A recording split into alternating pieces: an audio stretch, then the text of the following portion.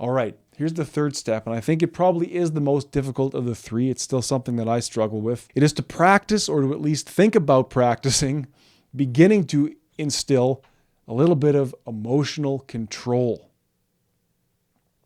Because let's be honest, the worse you are at emotional control, the more likely you are to struggle in life. If you cannot get a handle on your emotional reaction to things, it's hard to really go very far. But again, it's your body, it's your nervous system, it's your emotions. So if you ain't in control, who is? And there's a couple of really grim answers to that question. If you're not in control of your body and your emotions, who is? And you know what? You could even take these past two steps that we talk about and say, well, I want to make emotional control, or my lack of emotional control, I want to make that the place where I go to do the work, to develop myself. I want to say that's where I'm weakening myself. That's where I want to take on the challenge. That's where I could put in a little mindfulness. That's where I could start to realize and anticipate when my emotions have gotten out of control. You might choose to say that my emotional control, as poor as it is, or as in need of work as it is, that's the space in my life where I'm going to exact my self-control. I don't have much else going for me. I could at least take control of my nervous system, my emotions, my body. I think we have to fully reject the idea that emotions are just made to sweep over us and rule us. I don't see how that helps. And of course, when emotions come, you want to feel them, especially positive emotions. I'm not saying to just become this a rock, right? When you have to cry, you cry. When you want to jump for joy, you jump for joy. When you want to feel bitter and ashamed and guilty, you might want to feel those things because they are necessary and they're teaching moments. They remind you that you're alive. We're talking about the inability to control those emotions, to let them take over your response to whatever it is that's happening. It may be difficult, but they can be controlled. And I would say there's levels to it, right? Physically, it may be that you're in pain.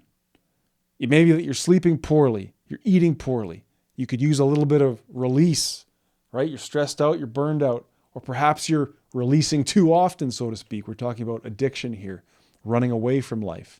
Those emotional outbursts then could be seen as a cry for freedom. And that freedom, it begins in our own body. So if now you're thinking, well, yeah, I'm sleeping like hell and I'm not really taking care of my body, I don't exercise, don't eat well, of course you're going to have poor emotional control.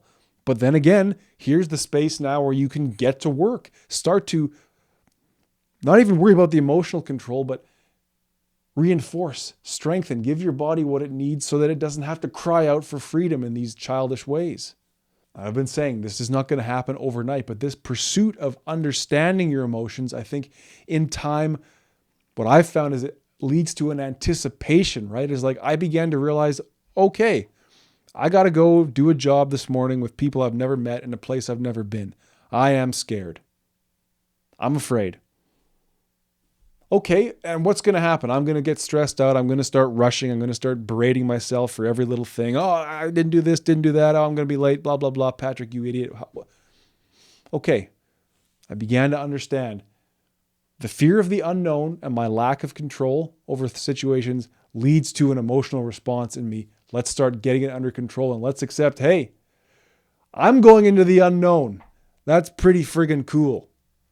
And it's not totally the unknown because I'm going to be there. And the guy, me, who shows up there would be better off not showing up as a stressed out ball of nerves, rolling in at the last minute, not sure what he's getting into. Even if you got to fake that confidence, I told myself it was better than showing up in a state where you have weakened yourself. So in pursuing emotional control, we become able to anticipate where our emotions are going to arise. We can use mindfulness, or we can just use repetition to start to understand and prepare to exact a little bit of control. And so I do think emotional control really is a fitting third step after these first two. Emotional control can become that work in progress, and it will be greatly, greatly helped, greatly empowered when we focus on the things that we can control. Instead of crying about what's gone on, what's past, fearing or being afraid of what's going to happen, or what others, because others will commit all unspeakable acts of evil on you, but that's out of your control. Having an emotional response that is, beyond reasonable to that does not help. The strength comes in our decision to one day accept these things. We don't know what's going to happen. We can't change what happened. People are going to be what to you all the time. But we cannot fall victim to that childish need to control everything. And secondly, we realize that, look, we are weakening ourselves with that poor emotional control. All that energy we're spending on having a temper tantrum, on staying in bed, on feeling sad or mad or guilty or indignant or bitter or ashamed, all that energy we're putting into those emotions isn't even taking us anywhere. We're sitting here stewing, and not the good kind of stew. The strength then does come in our acceptance of how much is out of our control and our resolve to, in the face of that unimaginable pain, to one day control how we respond to that fact. Think about it again. The acceptance of how much is out of our control, and yet resolving to accept that and to find strength in taking control of the one thing we can control, the self. So I want to thank you for listening. Thank you for watching. Please try these 3 points out in your life. Let me know if they work for you. Let me know if they make sense. Use the YouTube comment section where all the great discourse goes on in this life. Drop a review on Apple Podcasts. Get at me on Facebook. Use the Q&A feature on Spotify.